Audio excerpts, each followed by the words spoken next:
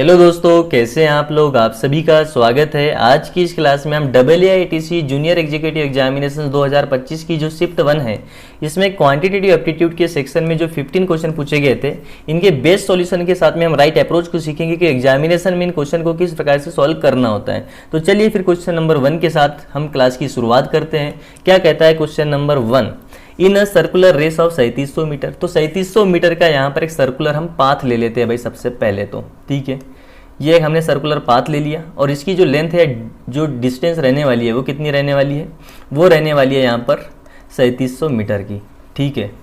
आगे क्वेश्चन क्या कहता है, क्वेश्चन कहता है भाई कि राजू एंड शिव यहाँ पर दो पर्सन है जो स्टार्ट करते हैं from the same point at the same time पे। एक ही पॉइंट पर एक ही टाइम से ये दोनों रेस को स्टार्ट करेंगे, running at speeds of the 72 kilometre per hour और 108 किलोमीटर पर आवर रेस्पेक्टिवली, ठीक है भाई। तो दो पर्सन ले लिए हमने यहाँ पर, राजू एंड शिव, और ये ऐसे पर्सन होने वाले हैं जो रेस को एक ही पॉइंट, जैसे इससे एक ही पॉइंट है, मान लो कोई स्टार्टिंग पॉइंट है ये, जिससे ये दोनों राजू और शिव यहाँ पर रेस को एक ही टाइम पर एक ही पॉइंट से स्टार्ट कर रहे हैं। इनकी स्पीड भी दे दी गई है, कितनी है, राजू की स्पीड है 72 किलोमीटर पर आवर में है और जो शिव की स्पीड है 108 किलोमीटर पर आवर में है।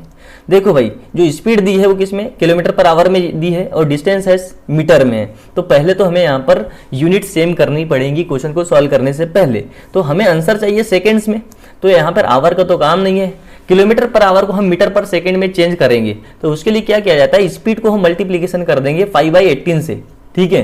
तो ये किलोमीटर पर आवर की यूनिट चेंज हो जाती है किसमें, मीटर पर सेकेंड में। 72 इंटू मल्टीप्लीकेशन कर रहा है कितना, 5/18 से, तो 18 चौके 72, 4 पंचे 20 हो जाएगा। तो 20 मीटर पर सेकेंड में राजू की स्पीड आ गई। ऐसे ही शिव की स्पीड को 108 को हम क्या करेंगे, 5/18 से जब मल्टीप्लीकेशन करेंगे तो 18 छक्के 108 होता है, 6 पंचे 30 हो जाएगा। 30 मीटर पर सेकेंड ये शिव की स्पीड आ गई, ठीक है। अब यूनिट हो गई सेम। आगे क्या कहता है ये क्वेश्चन, क्वेश्चन कह रहा है कि when will they meet again for the first time on the track। Track पे ये फर्स्ट टाइम कब मिलेंगे, जब इन्होंने रेस स्टार्ट करी एक ही टाइम पर एक ही पॉइंट से, इस स्पीड के साथ 20 मीटर पर सेकेंड और 30 मीटर पर की स्पीड के साथ में। तो ये 3700 मीटर के ट्रैक पे ये फर्स्ट टाइम कब मिलेंगे। तो उसको निकालने के लिए क्या करेंगे हम यहाँ पर, देखो पहले ये क्या बोल रहा है कि if they are running in the same direction, दोनों ही सेम डायरेक्शन में जा रहे हैं ना ये, ठीक है। तो जब सेम डायरेक्शन का कॉन्सेप्ट आता है तो यहाँ पर जो इनकी रिलेटिव स्पीड है वो यहाँ पर निकाली जाती है। तो रिलेटिव स्पीड कैसे निकाला जाता है, रिलेटिव स्पीड का जो कॉन्सेप्ट होता है ना दोस्तों, वो डायरेक्शन पे निर्भर करता है कि अगर उनकी जो डायरेक्शन है दोनों ही पर्सन की, अगर वो सेम है, सेम है डायरेक्शन, डायरेक्शन क्या है, सेम है, यानी कि एक ही दिशा में जा रहा है, तो ऐसे में जो रिलेटिव स्पीड होती है दोनों ही पर्सन की, वो क्या हो जाती है, वो यहाँ पे इनके बीच का डिफरेंस देखा जाता है। S1 और S2 के बीच का डिफरेंस देखा जाता है। और अगर इनकी जो डायरेक्शन है अपोजिट है, ठीक है, अपोजिट डायरेक्शन में मूव करेंगे, तो ऐसे में जो रिलेटिव स्पीड होती है वो यहाँ पर इनका सम हो जाती है। S1 और S2 का यहाँ पर सम किया जाता है, ठीक है। तो अभी तो ये सेम डायरेक्शन में जा रहा है, तो ये रिलेटिव स्पीड देखा जाएगा इनमें कि जो इनका डिफरेंस है 20 मीटर पर सेकेंड और 30 मीटर पर सेकेंड में जो डिफरेंस है, 30 - 20 कर देंगे, ठीक है। ये 30 या 20 के बीच का डिफरेंस देख लेंगे तो 10 मीटर पर सेकेंड के आ गया, ठीक है। तो रिलेटिव स्पीड कितनी आई, 10 मीटर पर सेकेंड की इनके बीच में। अब दोस्तों हमें क्या चाहिए यहाँ पर, हमें चाहिए क्या, हमें चाहिए वो टाइम जिसमें ये पहली बार ट्रैक पे मिलेंगे। तो उसके लिए क्या किया जाता है, रिलेटिव स्पीड बराबरी से, यहाँ पर देखो स्पीड बराबरी से डिस्टेंस अपॉन टाइम होता है, तो ऐसे रिलेटिव स्पीड बराबरी से डिस्टेंस अपॉन टाइम हो जाएगा, ठीक है। अब देखो हमें चाहिए टाइम, तो टाइम इक्वल टू क्या हो जाएगा, डिस्टेंस अपॉन में रिलेटिव स्पीड। डिस्टेंस कितनी है, ये सर्कुलर पाथ की जो लेंथ है, डिस्टेंस है, वही है 3700 मीटर। 3700 मीटर को रिलेटिव स्पीड कितनी निकल के आई इन दोनों के बीच का, 20 मीटर और 30 मीटर के बीच का जो डिफरेंस है, क्योंकि डायरेक्शन सेम है, 10 मीटर पर सेकेंड की यहाँ पे रिलेटिव स्पीड है, तो 10 से हम डिवाइड कर देंगे। अब देखो 3700 का 10 से डिवाइड करेंगे तो 1 0 से 1 0 गया, क्या बचा 370। तो ये 370 यहाँ पर इसका राइट आंसर होने वाला है, ऑप्शन नंबर 4 करेक्ट है, ठीक है। क्लियर हुआ इस क्वेश्चन को कैसे सॉल्व करना था, ठीक है। तो हम बढ़ते हैं यहाँ पर नेक्स्ट क्वेश्चन की तरफ, और नेक्स्ट क्वेश्चन क्या है हमारे पास में, उस पर आते हैं। नेक्स्ट क्वेश्चन देखो दोस्तों, यहाँ पे ये रेशियो एंड प्रोपोर्शन से है। क्या कहता है क्वेश्चन, सबसे पहले हम क्वेश्चन को समझते हैं। Ratio of the cost of orange juice and Apple juice, ये कित दिया है 5:6 में, and ratio of their quantities consumed by family 6:7। Find the ratio of the expenditure on orange juice and Apple juice, ठीक है। तो हमें यहाँ पर क्या क्या दे दिया है, कॉस्ट यानी कि प्राइस दे दी है और उनका कंजम्पशन दे दिया है, इनका रेशियो दिया है, एक्सपेंडिचर का यहाँ पर रेशियो निकालना है। तो सीधा सा यहाँ पे हमें कॉन्सेप्ट क्या लगाना है, पहले कॉन्सेप्ट समझ लो। यहाँ पे जो कॉन्सेप्ट लगेगा कि price into consumption, price into consumption बराबरी से होता है एक्सपेंडिचर, ठीक है। ये मेन हमारा यहाँ पे होगा कॉन्सेप्ट कि price into consumption equal to क्या होता है, ये होता है एक्सपेंडिचर। अब यहाँ पर देखते हैं दिया क्या है। दिया है हमें कि orange juice and Apple juice का जो रेशियो है क्या है, ऑरेंज और एप्पल जूस का जो रेशियो है, जिसमें प्राइस का रेशियो दिया है, कॉस्ट बोल सकते हैं या प्राइस बोल सकते हैं, कितना दिया है, वो दिया है हमें यहाँ पर 5:6 का। कितना दिया है, 5:6 का प्राइस का हो गया। कंजम्पशन का भी रेशियो दिया है 6:7 का। कंजम्पशन का जो रेशियो दिया है कितना दिया है, 6:7 का, ठीक है। तो यहां पर जो 5:6 है, 6:7 है, ये 6 कट जाएगा, ठीक है।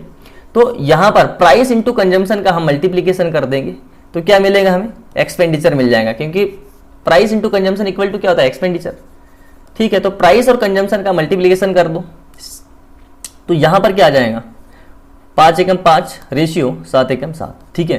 5:7 में यहाँ पर एक्सपेंडिचर का रेशियो आ जाएगा। ऑप्शन नंबर 3 करेक्ट होने वाला है। सिंपल सा एक कॉन्सेप्ट था कि price into consumption equal to expenditure होता है, तो यहाँ से इस प्रकार से निकाल सकते हैं, ठीक है। कोई दिक्कत परेशानी नहीं। अगर मान लो अब इसको कट नहीं करते, मान लो इस 6 को, ठीक है, तो क्या होता, जब यहाँ पे प्राइस इंटू कंजम्पशन करते तो 5 6 30 इधर आ जाता।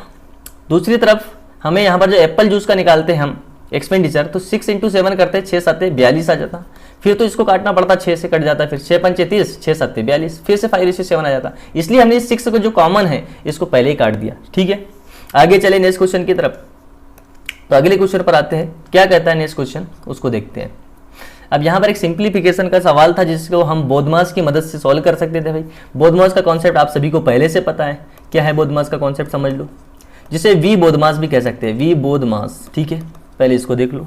वी यानी कि यहाँ पर हम विनिकुलर की बात करते हैं, जिसमें हम बार, किसी संख्या पे बार है तो सबसे पहले उसको सॉल्व करते हैं। बी का मतलब है ब्रैकेट, अगर सबसे पहले हम इस छोटे वाले ब्रैकेट को सॉल्व करते हैं, उसके बाद में इससे जो बड़ा ब्रैकेट होता है, इसके बाद में जो सबसे बड़ा ब्रैकेट होता है इसको सॉल्व करते हैं, ठीक है। ओ से होता है ऑफ, किसी के संख्या के बीच में ऑफ है तो उसको सॉल्व करेंगे। फिर हम डिवीजन को सॉल्व करते हैं, ठीक है, और एम फॉर मल्टीप्लिकेशन को सॉल्व करेंगे, फिर एडिशन को सॉल्व करेंगे, फिर सब्सट्रैक्शन को करेंगे। तो ये सिंपल सा यहाँ पर जो होता है बोधमास का रूल होता है, ठीक है। तो इसको अप्लाई करते हैं इस क्वेश्चन में। देखो सबसे पहले हम यहाँ क्या करेंगे, ये 3 का क्यूब है तो इसको 27 लिख दिया, सिंपल। 125 है, डिवाइड कर रहा है किससे, 11 - 6, तो इस ब्रैकेट को सबसे पहले सॉल्व करेंगे। ब्रैकेट को 11 - 6 करेंगे पहले, तो 11 - 6 से 5 आ जाएंगे, और 5 का डिवाइड करना है, ठीक है। इसमें 5 का डिवाइड कर देंगे, माइनस का 1 है, माइनस का 20% ऑफ 25, ऑफ को पहले सॉल्व किया जाता है। तो हम क्या करेंगे, 20%, इसको तो 1/5 लिखा जा सकता है, और ऑफ का हम यहाँ पे लेते हैं इंटू के तौर पे 25, तो 5 × 25 यानी कि यहाँ पे 5 आ गया, ठीक है। तो यहाँ पर हम -5 लिख सकते हैं भाई, ठीक है। ऑफ को जब हम सॉल्व करेंगे यहाँ पे तो माइनस का 5 आ जाएगा, प्लस का कितना है 4 है, प्लस का कितना है 17 है, और माइनस का 1 × 33 है तो 33, यहाँ पे माइनस का 33 आ गया, ठीक है। आगे सॉल्व करते हैं। 27 इंटू में यहाँ पे 125 को डिवाइड कर रहे हैं किससे, 5 से, तो यहाँ पर इंटू में कितना देगा, 5 दूनी 10, 5 × 25, माइनस का यहाँ पर देखो प्लस माइनस है, अब इसको सॉल्व कर सकते हैं। -1 -5 माइनस का 6 हो गया, और माइनस का 33 है, तो माइनस का 33 और माइनस का 6 माइनस का 39 आ जाएगा, और प्लस में कितना है, +4 + 17 प्लस का 21 आ गया, ठीक है। आगे चले। अब यहाँ पर 27 × 25 है, इसको सॉल्व कर लेते हैं। 25 7 होता है 175, ठीक है। 5 आ गया, 17 अभी यहाँ पर बचा हुआ है। 25 दूनी 50 और 17 कितना हुआ है, 67, 675 आ गया, ठीक है। 675 आ चुका है। माइनस का यहाँ पर 39 है, ठीक है।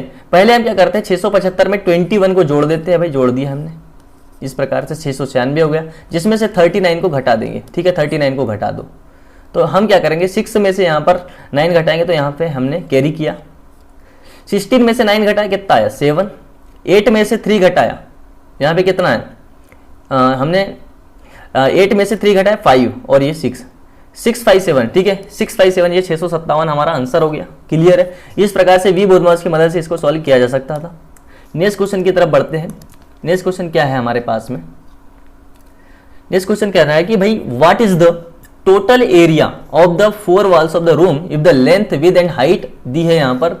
तो हमें बताना है कि इसका total area of the 4 walls कितना होने वाला है। ठीक है, तो इसको किस प्रकार से सॉल्व करने वाले हैं, total area of the 4 walls. ठीक है, तो इसको सॉल्व करने के लिए सिंपल से हम यहाँ क्या करेंगे, total area of the 4 walls का निकालने के लिए हम यहाँ पर लेटरल सरफेस एरिया निकालेंगे यहाँ पर क्यूबॉइड का। ठीक है, लेटरल सरफेस एरिया निकालेंगे तो यहाँ पर 4 वॉल्स का क्या निकल जाएगा, एरिया निकल जाएगा। तो उसका फार्मूला आपको पता होना चाहिए कि अगर मान लो कोई क्यूबॉइड है, ठीक है, क्यूबॉइड बना लेते हैं, क्यूबॉइड हम बना लेते हैं भाई। ठीक है, बिना फार्मूला के भी इस क्वेश्चन को सॉल्व किया जा सकता है। फार्मूला आता है तो बढ़िया है, नहीं आता है तो भी बढ़िया है, कोई दिक्कत वाली बात इसमें नहीं है। ठीक है, ये हमारे पास में एक क्यूबॉइड बन चुका है। ठीक है, यानी कि ये रूम बन गया है। ठीक है, रूम होता है क्यूबॉइड के आकार का। ठीक है, तो यहाँ पर दोस्तों हमें लेंथ, ब्रीथ एंड हाइट दी हुई है। कितनी कितनी है लेंथ, ब्रीथ एंड हाइट जो दी हुई है, यहाँ पर लेंथ कितनी दी है, 50 दी है, 50 मीटर की लेंथ हो गई। ब्रीथ जो है 30 मीटर की हो गई, और जो इसकी हाइट है वो है 60 मीटर की। अब मुझे इसमें चाहिए क्या, हमें यहाँ पर निकालना क्या है, इसमें निकालना है लेटरल सरफेस एरिया, क्योंकि हमें 4 वॉल्स का एरिया चाहिए। Total area of the 4 wall का यहाँ पर एरिया चाहिए। तो अगर लेटरल सरफेस एरिया निकालेंगे इसका, अगर उसका आपको डायरेक्ट फार्मूला आता है, क्या होता है, लेटरल सरफेस एरिया अगर निकालोगे क्यूबॉइड का, क्यूबॉइड रूम का, ठीक है, तो वो होता क्या है, वो होता है दोस्तों, यहाँ पर उसको सिंपल से आप निकाल सकते हैं 2h इंटू में l+b। ठीक है, इस फार्मूला की हेल्प से आप यहाँ पर इसको सॉल्व कर सकते हैं। h हमको दिया है क्या, 60 दिया है, तो 2 इंटू 60 हो जाएगा। यहाँ पर l+b क्या है, l+b यहाँ पर 50 + 30 हो जाएगा। 50 + 30 डायरेक्ट आप 80 लिख सकते हैं। ठीक है, तो 50 + 30 ये हो गया। तो इसको आगे सॉल्व करेंगे तो कितना आएगा, देखो 2 इंटू 60, और यहाँ पर ये कितना है, 50 + 30 80 हो गया। ठीक है, तो इसको सॉल्व कर लो सिंपल सा, कितना हो जाएगा ये, 2 इंटू 60 कितना हो गया, 120 हो गया। और 120 में अगर 80 का मल्टीप्लिकेशन करेंगे तो 12 8 96 और 00। ठीक है, तो 96 से यहाँ पे करेक्ट आंसर होने वाला है। तो अगर ये फार्मूला याद है तो इस प्रकार से करना है। अगर मान लो भाई फार्मूला आपको याद नहीं है, फिर क्या करेंगे, फिर कैसे करना है उसको भी समझ लो। तो उसके लिए क्या करेंगे भाई, हम जैसे लेंथ हमको क्या दी थी, लेंथ दी थी 50 की, ब्रीथ दी है 30 मीटर की, और हाइट दी है 60 मीटर की। अब हमको फार्मूला नहीं मालूम, फिर कैसे करें, तो उसके लिए क्या करेंगे, वॉल्स को देखो कौन कौन सी वॉल्स है। ठीक है, तो यहाँ पर जो आप वॉल देख रहे हैं ना, कौन कौन सी है, पहली वॉल जो अगर हम इसका लिए निकाले, ठीक है, तो इसका जो एरिया निकलेगा यहाँ पर लेंथ और हाइट से निकलेगा। ठीक है, इसको एक रेक्टेंगल मान लो, इस रेक्टेंगल का अगर मुझे एरिया चाहिए तो इस रेक्टेंगल का एरिया निकालने के लिए, इस वाले रेक्टेंगल का, ठीक है, इस वाले रेक्टेंगल का एरिया निकालने के लिए हमें क्या चाहिए, लेंथ और हाइट चाहिए। लेंथ इंटू हाइट यानी कि 50 इंटू 60 चाहिए, और 50 इंटू 60 कितना होता है, 6 पंचे 30, 3000 इसका आ गया। और इसके सामने वाली ये वाली जो वॉल है इसका भी 3000 होगा। तो यहाँ पर टोटल इस आमने सामने की 6000 तो आ चुका है। ठीक है, 6000 याद रखना है। इसके बाद में क्या करूँ, इस वाले अगर वॉल का निकालना है तो इसके लिए हमें यहाँ पे ब्रीथ इंटू हाइट करना पड़ेगा, और ब्रीथ इंटू हाइट करेंगे तो यानी कि हमें यहाँ पे 30 इंटू 60 करने की जरूरत है। तो 30 इंटू 60 यानी कि 1800 हो रहा है, तो और 1800 इस वाली वॉल का भी हो जाएगा ना एरिया, तो 1800 ये हो गया, 3600 हो चुका है इनका। और पहले हमारे पास में 6000 आ चुका था, 3600 और 6000 को आप यहाँ पे सम कर देंगे तो यहाँ पे टोटल 9600 वैसे भी आ गया। ठीक है, तो इस प्रकार से भी निकाला जा सकता है अगर आपको फार्मूला नहीं याद है तब। ठीक है, आगे चले नेक्स्ट क्वेश्चन की तरफ हम बढ़ते हैं। तो दोस्तों इस क्वेश्चन को समझते हैं। एन एथलीट क्रॉसेस 4500 मीटर की डिस्टेंस इन 15 मिनट्स में, तो what is the speed in kilometre per hour. ठीक है, सिंपल सा एक फार्मूला आपको पता है सबको कि स्पीड बराबरी से क्या होता है, डिस्टेंस अपॉन में टाइम। ठीक है, कोई दिक्कत नहीं भाई, ये तो सबको मालूम है कि स्पीड बराबरी से क्या होता है, डिस्टेंस अपॉन में टाइम होता है। तो यहाँ पर स्पीड तो हमें फाइंड करना है, डिस्टेंस दी है 4500 मीटर की। ठीक है भाई, कोई दिक्कत नहीं, 4500 मीटर की डिस्टेंस दे दी है और टाइम दे दिया 15 मिनट का। तो भैया अगर यहाँ पर मीटर में दिया तो इसको सेकंड में अपन टाइम को बुला लेते हैं। पहले 15 इंटू 60 करेंगे तो ये सेकंड में आ गया, तो यहाँ पर जो स्पीड मिलेगी मीटर पर सेकंड में मिलेगी। ठीक है, 15 तेरी 45। ठीक है, ये 2 जीरो जैसे कि वैसे 1 जीरो से 1 जीरो कट गया, 6 पंचे का 30 हो गया।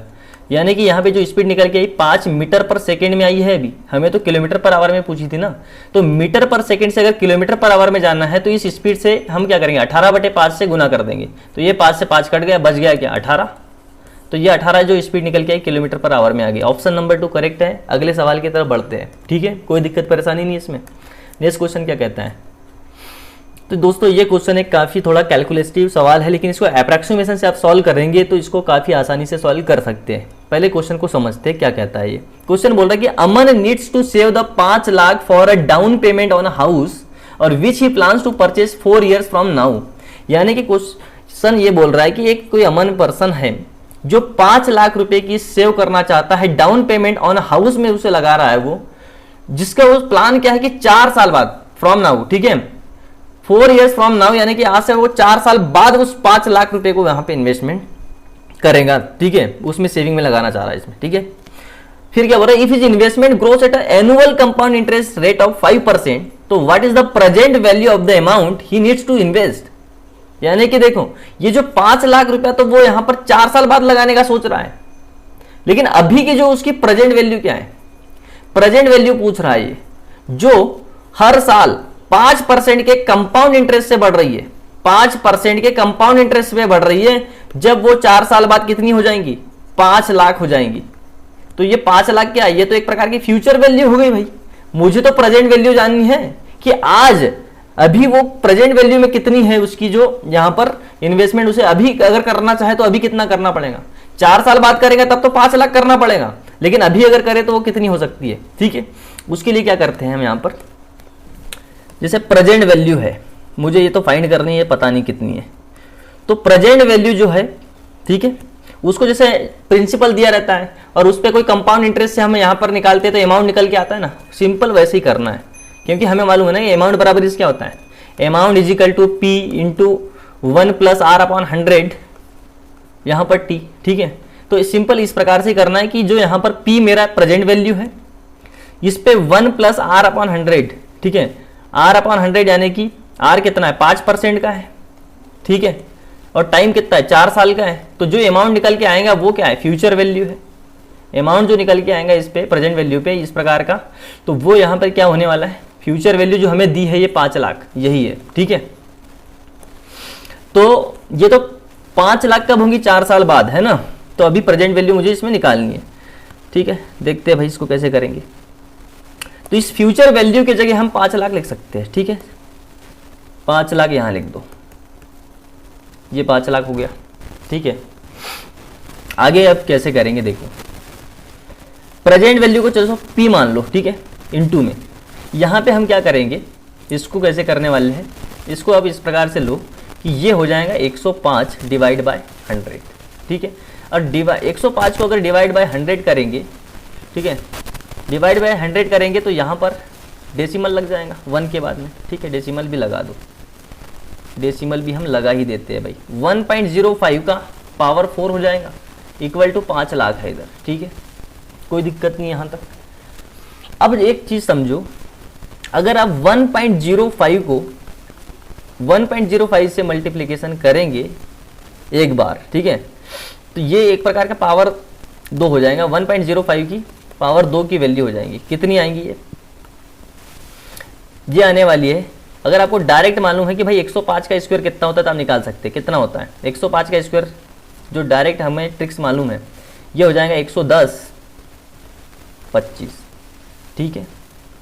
और यहाँ पर 4 डेसिमल, 2 यहाँ पे और 2 यहाँ पे, 4 संख्या के बाद में डेसिमल लग जाएगा, 1.1025 हो जाएंगी।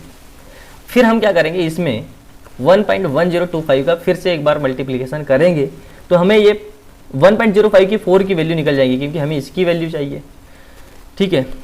तो इसका जो मल्टीप्लिकेशन करेंगे तो अल्टीमेटली हम यहाँ पे ये कह सकते हैं कि जो इस 1.05 की होल पावर 4 की जो वैल्यू आने वाली है 1.21 आने वाली है अप्रॉक्सीमेट में, ठीक है। P इंटू में 1.21, ये कुछ इसकी अप्रॉक्सीमेट में वैल्यू आएंगे, इधर है 5 लाख, ठीक है, कोई दिक्कत नहीं, क्योंकि इसे अप्रॉक्सीमेट से ही करना पड़ेगा, बाकी इसके काफ़ी ज़्यादा कैलकुलेटिव हो जाएगा ये सवाल, ठीक है। आगे कैसे करेंगे यहाँ पर कि मानो कि भाई इसमें हमने दोनों तरफ 10 से मल्टीप्लिकेशन कर दिया है, ठीक है। तो यहाँ पर कितना हो जाएगा, 12.1 हो जाएगा, और इधर क्या हो जाएगा, 5 लाख के जगह यहाँ पे अब 50 लाख बन जाएगा ये, ठीक है। ये कितना बन जाएगा इधर, 50 लाख, ठीक है। ये बन चुका है 50 लाख इधर, क्योंकि 10 से मल्टीप्लिकेशन कर दिया है। तो भाई इस 12.1 से मेरे को अब यहाँ पे डिवाइड करना पड़ेगा ना इस 50 लाख को, तब तो मुझे पी यानी कि प्रेजेंट वैल्यू निकलेगी। तो इस 12.1 को क्या मैं अप्रोक्सीमेट में 12 मान सकता हूँ? ठीक है, मैं मान लेता हूँ कि भाई जब मैं यहाँ पे डिवाइड करूंगा इसको, इस 50 लाख को इस 12.1 से, तो मुझे प्रेजेंट वैल्यू मिलेंगी। तो मैं इस 12.1 को अप्रोक्सीमेट मान लेता हूँ कि ये 12 ही है। ठीक है, 0.1 को यहाँ पे हम नेग्लेक्ट कर लेते हैं। तो इस 50 लाख की संख्या को हम जब इस 12.1 को अप्रोक्सीमेट ले रहे हैं कि ये 12 से डिवाइड हो रहा है, तो ये कितना आएगा? 12 चौके 48 आ जाएगा, 2 बचा। फिर कितना आएगा? 12 एकम 12, फिर कितना बचा? 8, 12 छांगे 72, फिर 8 बचा, फिर 12 छांग 72, 12 छांग 72। ठीक है, इस प्रकार से ये संख्या आती रहेंगी। ठीक है, तो ये कितना देखने को मिल रहा है? यहां पर लगभग 4,16,000। ठीक है, 4,16,000 किसके पास में है? 4,45 है, 4,11,000 है, 4,31,000, 4,22,000 है। तो सबसे पास में किसके है ये?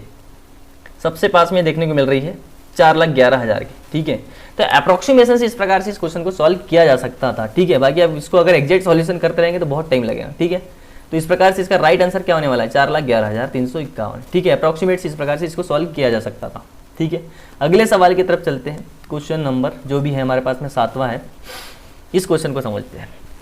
क्या कह रहा है ये कि रश्मि यहाँ पे डिपॉजिट कर रही है 8,000 रुपये का बैंक में, प्रॉमिस करती है कि 12% सिंपल इंटरेस्ट पर एनम के हिसाब से वो यहाँ पे डिपॉजिट करी है।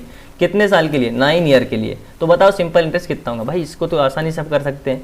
सिंपल इंटरेस्ट पता है आपको क्या होता है? P into R into T upon में 100 होता है। ठीक है, तो देखो सिंपल इंटरेस्ट बराबर इसे जो हमें कैलकुलेट करना है, P कितना दिया है? 8,000 दिया है, रेट कितनी है? 12% की है, टाइम कितना है? 9 ईयर का है, डिवाइड बाई 100, 2 0 से 2 0 उड़ गए। ठीक है, 80 इंटू 12 इंटू 9, इसको सॉल्व करो। 12 8 96 हुआ, 960 इंटू 9, 9 का इसमें गुना करो, 9 5 45, 9 6 54 हुआ। ठीक है, 5 बचा है कैरी, 9 9 81 और 5 86। ठीक है, तो 8,640 यहाँ पर सिंपल इंटरेस्ट निकल के आ जाएगा। ऑप्शन नंबर 4 करेक्ट हो जाएगा। ठीक है, कर सकते थे इसको आसानी से। अगले सवालों की तरफ चलते हैं। क्या कहता है नेक्स्ट क्वेश्चन, समझते हैं भाई। इस क्वेश्चन को देखो, ये बोल रहा है कि एक नंबर है जिसको इंक्रीज कर दिया 25%, फिर उसको डिक्रीज कर दिया 25%, तो बताओ परसेंटेज चेंज कितना हुआ अगर final value of the number. ठीक है, तो परसेंटेज चेंज का सवाल है। सक्सेसिव परसेंटेज मतलब पहले इंक्रीज किया 25%, फिर डिक्रीज कर दिया 25%, अब बताओ कितना चेंज हुआ फाइनल वैल्यू से। तो भाई सिंपल सा इसको कैसे करो, सक्सेसिव परसेंटेज चेंज, ये कॉन्सेप्ट आपको आना चाहिए। सक्सेसिव परसेंटेज चेंज क्या होता है? अगर कोई संख्या प्लस माइनस यानी कि इंक्रीज, प्लस माइनस का मतलब इंक्रीज या डिक्रीज हो रही है, प्लस माइनस कोई दूसरी संख्या जो y% इंक्रीज डिक्रीज हो रही है, तो यहाँ पर सक्सेसिव में इसको प्लस माइनस एक्स वाई इनका इंटू करेंगे, x into y divide by 100। ठीक है, परसेंट। इस फार्मूला को आप लगा लो, इसमें आसानी से आंसर निकल जाएगा। कैसे भाई? परसेंटेज चेंज जो निकल के आएगा यहाँ पर, परसेंटेज चेंज जो निकल के आएगा फाइनल वैल्यू से, प्लस माइनस मतलब x% यानी कि देखो इंक्रीज हो रहा है 25%, तो प्लस का 25 हुआ, प्लस माइनस y% है कितना? डिक्रीज हो रहा है, तो माइनस का 25 हो गया। फिर यहाँ पर प्लस माइनस, यहाँ पे देखो प्लस है, प्लस का 25 माइनस का 25, तो यहाँ पे माइनस लेना पड़ेगा, 25 इंटू 25। ठीक है, डिवाइड बाय 100%। बस इसको सॉल्व कर लो, आपका आंसर आ गया भाई। कैसे होगा सॉल्व? देखो प्लस का 25 माइनस का 25, ये तो हो गया 0, यहाँ तो कोई दिक्कत नहीं। 0 माइनस 25 इंटू 25 यानी 625 हो जाएगा। 25 का स्क्वायर से डायरेक्ट निकाल सकते हैं, और 100 से डिवाइड कर देंगे तो यहाँ पर 625 में दो संख्या के बाद में जो है दशमलव लग जाएगा, तो माइनस का 6.25% इसका राइट आंसर होने वाला है। यानी कि 6.25% का यहाँ पे माइनस क्या दिखा रहा है? डिक्रीज होगा, 6.25% डिक्रीज होगा। ठीक है, ऑप्शन नंबर 1 करेक्ट हो जाएगा। इस प्रकार से इसको आसानी से आप सॉल्व कर सकते थे, कोई दिक्कत वाली बात नहीं है। अगले सवाल की तरफ बढ़ते हैं। देखो इस सवाल को समझो भाई, क्या कहता है ये सवाल। एक शॉपकीपर है जो सेल कर रहा है किसी आर्टिकल को 1269 पे, तो उसे 10% का लॉस हो गया। तो what should have been selling price, उसे क्या रखनी चाहिए कि उसे 10% का प्रॉफिट हो जाए। ठीक है, कोई दिक्कत नहीं, आसानी से उड़ाते हैं इसको भी। देखो उसने जो सेल करा 1269 पे 10% का लॉस हुआ, यानी कि उसकी मान लो कोई कॉस्ट प्राइस है जिसपे 10% का लॉस यानी कि 90% की प्राइस पे 9/10 के हिसाब से बेच रहा है, तो उसकी जो सेलिंग प्राइस है 1269 रुपये है। ठीक है, कोई दिक्कत वाली बात नहीं यहाँ तक।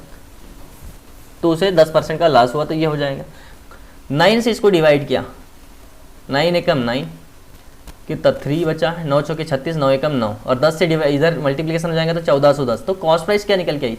कॉस्ट प्राइस निकल के आई 1410 रुपये की है। अब ये बोल रहा है कि उसे सेलिंग प्राइस कितनी रखनी चाहिए कि 10% का प्रॉफिट हो जाए। तो कॉस्ट प्राइस पे अगर वो ठीक है 10% प्रॉफिट कमाना चाहता है तो उसे 110% में बेचनी पड़ेगी। ठीक है, 10% का प्रॉफिट कमाने के लिए कॉस्ट प्राइस पे उसे कितना 110% पे बेचनी चाहिए। तो कॉस्ट प्राइस कितनी है? 1410 है। 1410 पे अगर वो 110% के हिसाब से बेचे तो कितनी यहाँ पर सेलिंग प्राइस निकल के आएंगी? सेलिंग प्राइस कितनी आएंगी? देखो 1 0 से 1 0 ये उड़ा, 1 0 से 1 0 ये उड़ा। तो अब यहाँ पे 141 में 11 का मल्टीप्लिकेशन कर दो। 11 एकम 11, 11 चक 44 और एक 5 हुआ। 4 कैरी है अभी भी। ठीक है, 11 एकम 11 और 4 कितना हो जाएगा? 15। 1551 यहाँ पे राइट आंसर होने वाला है। ऑप्शन नंबर 3 करेक्ट है। कोई दिक्कत वाली बात नहीं, इस प्रकार से आसानी से इस क्वेश्चन को उड़ा सकते थे। अगले सवालों की तरफ बढ़ते हैं। नेक्स्ट क्वेश्चन क्या है हमारे पास में? देखो इस क्वेश्चन को कैसे सॉल्व करेंगे भाई। क्या कह रहा है कि Anil and Sawan together have 5250 रुपये इन दोनों के मिला करके है। ठीक है, मान लो भाई क्या है यहाँ पर कि अनिल जो है उसके पास में, जैसे ये अनिल है और दूसरा है सावन। ठीक है, अनिल के पास में x रुपीज़ है और सावन के पास में y रुपीज़ है। तो x प्लस वाई जो दिया है दोनों के पास के मिला करके कितना है? 5250 रुपये है मान लिया मैंने। On taking 750 from Anil, Anil we have same amount. ठीक है, तो ये क्या बोल रहा है कि भैया अनिल क्या करता है यहाँ पर, अनिल से 750 रुपये अगर सावन के पास में आ जाता है तो अब जो अनिल के पास में बचा वो सावन के पास में जो पहले था वो हो जाएगा। ठीक है, तो इसको देखो भाई क्या हो रहा है यहाँ पे। अनिल, ये रहा सावन, अनिल के पास में x है, इसके पास में y है।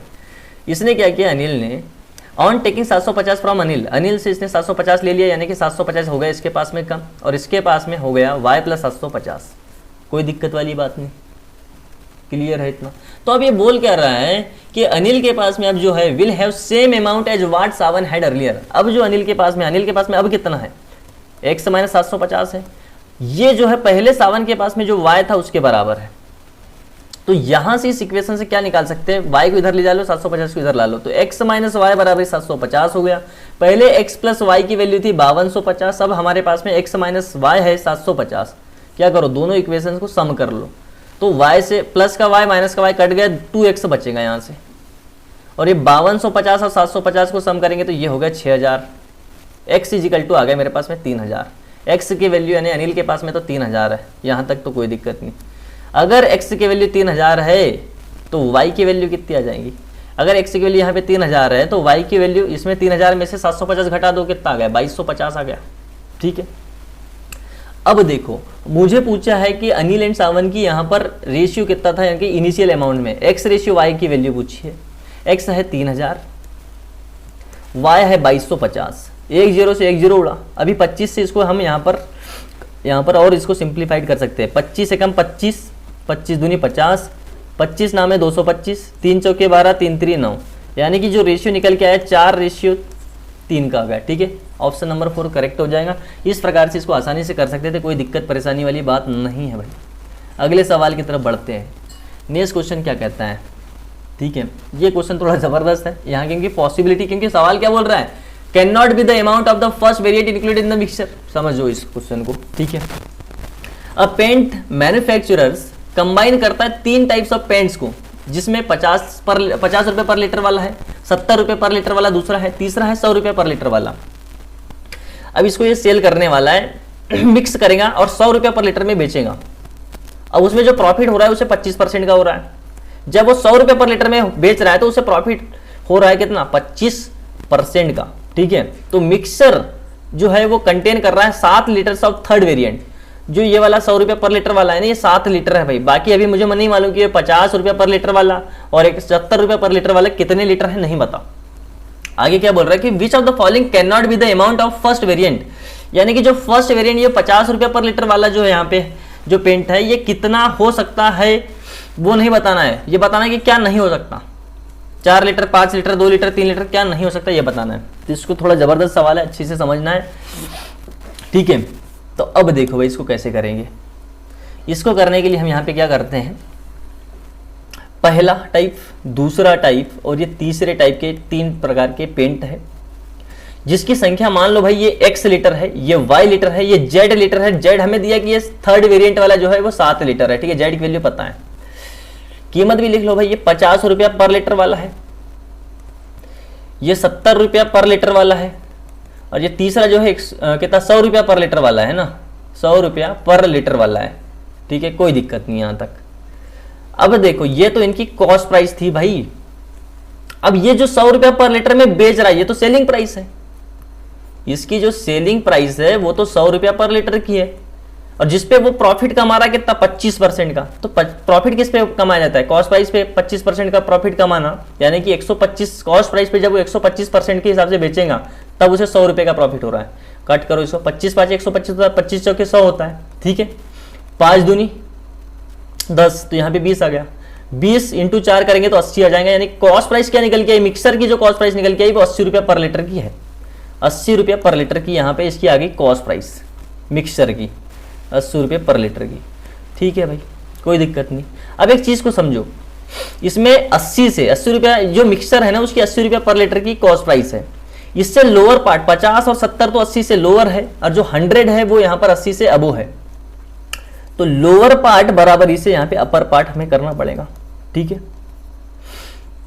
तो लोअर पार्ट जो है, देखो लोअर पार्ट क्या क्या है हमारे पास में, 50 है, जिसको यहां से 80 से डिफरेंस देखेंगे तो कितना आया 30 का आएगा, और जिस कितना लीटर है वो x लीटर है, प्लस 70 से 80 का डिफरेंस कितना 10 का आया, और 10 जो है यहाँ ये 70 रुपये वाला जो है वो कितना है y है, ठीक है, तो ये हो गया 10y, और आगे ये कितना है 100, ये अबो वाला अपर वाला पार्ट है, ठीक है, जो 80 से अबो है। तो ऐसे में यहाँ पर ये कितना है, ये है हमारे पास में, देखो पहले तो डिफरेंस देख लो, 100 और 80 के बीच का डिफरेंस है 20, और इसकी जो संख्या है z है, z की भी वैल्यू हमें दी है, z कितना है, z दिया है 7 लीटर का, ठीक है, 7 लीटर का, और ये x y हमें नहीं पता है, तो z की वैल्यू हम ले सकते हैं यहाँ पर 7, लेकिन पहले यहाँ पर देखो 0 से 0 ये सब कट रहा है, ठीक है, दोनों तरफ कॉमन है, तो इसको 3x + y = 2z यहाँ पे सिंप्लीफाइड कर सकते हैं, और इस z की वैल्यू हम 7 ले सकते हैं, तो यहाँ पर ये कितना हो जाएगा, z की वैल्यू 7 लेंगे तो 7 दूनी 14 ये हो जाएगा, ठीक है, 14 हो जाएगा। अब एक चीज को समझो, इसमें जो इक्वेशन बन के आई है 3x + y = 14 है, मुझे यहाँ पे पूछा ये है इसने कि जो फर्स्ट वेरिएंट है x जो है, x की वैल्यू बताओ कितनी, पॉसिबल नहीं है, ठीक है, जो पॉसिबल नहीं है वो बताना है। इसको हम क्या कर सकते हैं, y = 14 - 3x ले सकते हैं। अब यहाँ पर x की वैल्यू पॉसिबल क्या क्या है, x की वैल्यू क्या क्या पॉसिबल है, पॉसिबल वैल्यूज लेनी है x की। अगर भाई x की वैल्यू 0 है, क्या 0 हो सकती है, 3 × 0 करेंगे तो ये हो गया 0, तो y की वैल्यू हो सकती है 14 हो जाए। जब x की वैल्यू 1 है, x की वैल्यू 1 है तो -3 हो जाएगा, यहाँ पर 14 - 3 कितना हो जाएगा 11 हो जाएगा। x की वैल्यू जब 2 है, ठीक है, x की वैल्यू 2 है तो 3 दूनी 6, 14 में से 6 घटाए, y की वैल्यू आ जाएगी 8। जब x की वैल्यू 3 है तो पॉसिबल है ना x की वैल्यू 3 भी, तो यहाँ पे देखो 3 × 3 करेंगे तो 9 हो जाएगा, 14 में से 9 गए 5 आ गए, y की वैल्यू 5 आ गई। x की वैल्यू 4 पॉसिबल है क्या, देखो 4 × 3 12, और 12 ये 14 - 12 कितना हो जाएगा 2 हो जाएगा। क्या x की वैल्यू 5 पॉसिबल है क्या, देखो भाई, अगर x की वैल्यू 5 ले ले तो 5 × 3 15 हो जाएगा, 14 - 15 कितना हो जाएगा, y की वैल्यू आ जाएगी -1, तो भैया -1 तो पॉसिबल नहीं है, यानी कि x की वैल्यू 5 भी पॉसिबल नहीं है, ठीक है। जबकि x की वैल्यू 1 पॉसिबल हुई, 2 पॉसिबल हुई, 3 पॉसिबल हुई, 4 पॉसिबल हुई, लेकिन 5 पॉसिबल नहीं है। ऑप्शन देखो भाई, 5 जो लीटर है वो यहाँ पर कैन नॉट बी, यानी कि x की वैल्यू यहाँ पर जो है 5 लीटर नहीं हो सकती, ठीक है। तो इस प्रकार से ये पॉसिबिलिटी वाला सवाल था, इस प्रकार से इसको चेक करना था, ठीक है, कोई दिक्कत वाली बात नहीं है। अगले सवाल की तरफ बढ़ते हैं, ठीक है। नेक्स्ट क्वेश्चन क्या कहता है इसको समझो। अगला क्वेश्चन क्या है हमारे पास में, क्वेश्चन कह रहा है कि अ सिस्टर्न है कोई, नॉर्मली फील्ड वो 40 मिनट में उसको इनलेट पाइप के थ्रू भर देता है, ठीक है। ड्यू टू अ लीक के कारण वो अब 10 मिनट ज्यादा ले रहा है, लॉन्गर, ठीक है, यानी कि पहले 40 मिनट लगता था, 10 मिनट अब ज्यादा लगेगा लीक के कारण, तो 50 मिनट लगने वाला है लीक के कारण, ठीक है। उसे कंप्लीटली भरने में, ठीक है। तो how long would be the leak alone take to empty the system, अगर भाई कोई फुल सिस्टम भरा हुआ है तो वो लीक उसे कितने टाइम में खाली करेगा ये बताना है, ठीक है। आसानी से कर सकते हैं, कैसे करेंगे देखो, जैसे ये इनलेट पाइप है और ये पाइप जो है लीक के साथ में है, ठीक है, लीक के साथ में है। तो पाइप जब अकेला था तो उस इनलेट पाइप जो है वो सिस्टम को कितने टाइम में भरेगा, ये भरने वाला है 40 मिनट में, ठीक है, 40 मिनट में। और जब पाइप लीक के साथ में हम ओपन करेंगे तो ये 10 मिनट ज्यादा लेगा, यानी कि कितना टाइम लेगा, 50 मिनट का टाइम लेगा। 40 और 50 का यहाँ पर एलसीएम यानी कि हम कितना यहाँ पर टोटल जो है कितना ले सकते हैं, 200 ले सकते हैं। 40 को 200 से डिवाइड करेंगे तो कितना आएगा, यहाँ पर जो आने वाला है 5 आने वाला है और यहाँ 4 आने वाला है, ठीक है। तो पाइप जो है इनलेट पाइप उसकी इफिशियंसी 5 निकल के आई और पाइप लीक के साथ में अगर है तो उसकी इफिशियंसी कितनी है, 4 निकल के आई, ठीक है। यानी कि लीक कितना है, लीक होने वाला है यहाँ पर, ठीक है, -1, ठीक है। लीक कितना हो गया यहाँ पर, -1 हो गया। तो भाई देखो 200 की कैपेसिटी वाला कोई अगर सिस्टम है उसको वही 1 की इफिशियंसी से खाली करेगा, माइनस यहाँ पे खाली करने को दर्शा रहा है, ठीक है। तो उसे कितना टाइम लगेगा, 200/1 यानी कि 200 मिनट लगेगा। कितना लगेगा, 200 मिनट लगेगा। ऑप्शन नंबर 2 करेक्ट है, कोई दिक्कत वाली बात नहीं, आसानी से कर सकते थे इसको भी। अगले सवाल की तरफ बढ़ते हैं। नेक्स्ट क्वेश्चन क्या कहता है, ये यहाँ पर फिर से एक सिंप्लीफिकेशन वाला सवाल है। क्या कहता है ये, इसको समझो। What is the value of 0.36 का बार है, प्लस में 0.11 है, माइनस में 0.121 है, तो इसकी वैल्यू बताओ करेक्ट 2 डेसिमल प्लेसेस तक। ठीक है भाई, कर सकते हैं, कोई दिक्कत वाली बात नहीं। क्या करते हैं हम यहाँ पर 0.36 पे बार है, मतलब ये संख्या 36 बार बार रिपीट हो रही है, इस प्रकार से है ना, इस प्रकार से जाते जा रही 36 आते रहेगा। तो हम इसको क्या करते हैं 4 डेसिमल प्लेसेस तक लेते हैं, 36। इसमें प्लस कर रहा है 0.11 का, 0.11 का यहाँ पर सम कर रहे हैं, तो इसके बाद में 0 लगा सकते हैं हम, 2 0 लगा दिए। पहले तो इनका सम कर लो, कर दो भाई सम। 6 3 यहाँ पर 6 और 1 है तो 7, और ये 3 और 1 है तो 4, यानी कि 0.4736 आ चुका है। इसमें ये नेगेटिव कर रहा है किसको, 0.121 को, ठीक है। इसको नेगेटिव करना है 0.121 को, और एक 0 हम लगा सकते हैं अपनी मर्जी से, क्यों 4 संख्या है इसलिए। 6 माइनस का 0 कितना 6 आया, 3 - 1 2 आया, 7 - 2 5 आया, 4 - 1 3 आया, 0.3526। ठीक है, मुझे 2 प्लेसेस तक यहाँ पर 2 डेसिमल प्लेसेस तक आंसर चाहिए। 0.35 यहाँ पर करेक्ट आंसर होने वाला है, 2 प्लेसेस तक दशमलव के। ठीक है, ऑप्शन नंबर 3 करेक्ट हो जाएगा। इस प्रकार से इसको भी आसानी से आप उड़ा सकते थे, कोई दिक्कत परेशानी की बात नहीं। अगले सवाल की तरफ बढ़ते हैं। अगला हमारे पास में 14वां सवाल जो है क्या कहता है, इसको समझो। ये बोल रहा है, क्या कह रहा है कि find the maximum length of the rod can be placed in a room. Dimensions जो दिया है 40 metre into 40 metre into 20 metre. ठीक है, तो ये लेंथ है, ये ब्रेथ है, ये हाइट है। जो रूम है वो क्यूबाइड होता है, आपको सभी को मालूम है, तो ठीक है भाई। तो लेकिन जो क्यूबाइड है उसको यहाँ पर अगर मुझे देखो maximum length of the rod, maximum length of the rod, अगर हमें कोई रूम है, जैसे ये क्यूबाइड है कोई, तो इसमें मैक्सिमम यहाँ पर लेंथ की जो रॉड कहाँ आ सकती है, इस क्यूबाइड में जो है उसके डायगोनल में आएंगी। इस बेस से जो डायगोनल बनेगा यहाँ पर, ये सबसे ज्यादा लेंथ है, तो यहीं पर आ सकती है मैक्सिमम लेंथ की रॉड। तो हमें सिंपल सा मैक्सिमम लेंथ की रॉड निकालने के लिए इस क्यूबाइड का हमें क्या निकालना है, डायगोनल निकालना है। और डायगोनल कैसे निकलेगा भाई, डायगोनल निकालने के लिए जो फार्मूला यूज करेंगे यहाँ पे, diagonal of the cuboid of the room, diagonal of cuboid समझ लो। और ये होता है कितना, ये होता है रूट में L² प्लस में B² प्लस H²। ठीक है, जो L B H जो डायमेंशन दिए हैं उनका यहाँ पर स्क्वायर करके सम कर लेंगे और स्क्वायर रूट ले लेंगे। तो ये यहाँ पर इसका सिंपल सा डायगोनल निकालने का फार्मूला है। और यही क्या होता है, maximum length of the rod होता है। ठीक है, कैसे होगा, लेंथ है यहाँ पे 40 का स्क्वायर 1600, दूसरा फिर से ब्रेथ 40 है वो भी 1600 हो गई, प्लस 20 मीटर यहाँ पर जो हाइट है वो यहाँ पर उसका स्क्वायर करेंगे तो 400 ये हो गया, 1600 3200 हुआ, 400 जोड़ा 3600 हुआ, 3600 का स्क्वायर रूट लेंगे तो 60 हो जाएगा। और यही maximum length of the rod यानी कि डायगोनल निकल के आएगा। ऑप्शन नंबर 2 करेक्ट है, कोई दिक्कत वाली इसमें भी बात नहीं है। अगले सवाल की तरफ बढ़ते हैं। लास्ट सवाल हमारे पास में रहने वाला है, क्या कहता है इसको समझो। क्वेश्चन बोल रहा है कि एक रिटेलर है जो सेल कर रहा है माइक्रोवेव ओवन को 10% की डिस्काउंट पे, मार्केट प्राइस पे 10% का डिस्काउंट दिया, फिर भी उसे 25% का प्रॉफिट हो गया। ठीक है, किस पे, कॉस्ट प्राइस पे प्रॉफिट हो गया। तो what is the ratio of the market price to the cost price, उनका हमें रेशियो चाहिए। कोई दिक्कत नहीं, इसको भी आसानी से उड़ा सकते हैं। कैसे करेंगे, देखो मार्केट जो प्राइस है उसकी, यानी कि मार्क प्राइस है, मार्क प्राइस पे 10% का डिस्काउंट दिया, 9/10 में बेचा, मतलब 90% में बेचा, तो वो उसकी क्या है, सेलिंग प्राइस है। फिर ये बोल रहा है कि उससे 25% का प्रॉफिट हो गया उस कॉस्ट प्राइस पे फिर भी, ठीक है, 25% का प्रॉफिट का मतलब क्या है, 5/4 में बेचा, ठीक है, तो वो उसकी सेलिंग प्राइस है। सेलिंग प्राइस को बराबर कर देंगे, मार्क प्राइस इंटू में 9/10 इक्वल टू हम यहाँ पर क्या बोल सकते हैं, कॉस्ट प्राइस इंटू में 5/4, ठीक है। मुझे मार्क प्राइस और कॉस्ट प्राइस का रेशियो चाहिए, तो मार्क प्राइस बटे में कॉस्ट प्राइस इक्वल टू ये कितना हो जाएगा, 10 इंटू में 5 अपॉन में 9 इंटू 4, 2 दूनी 4 हुआ, 2 दूनी 4 यहाँ पे हुआ और 2 पंचे 10 यहाँ पे हुआ, ठीक है।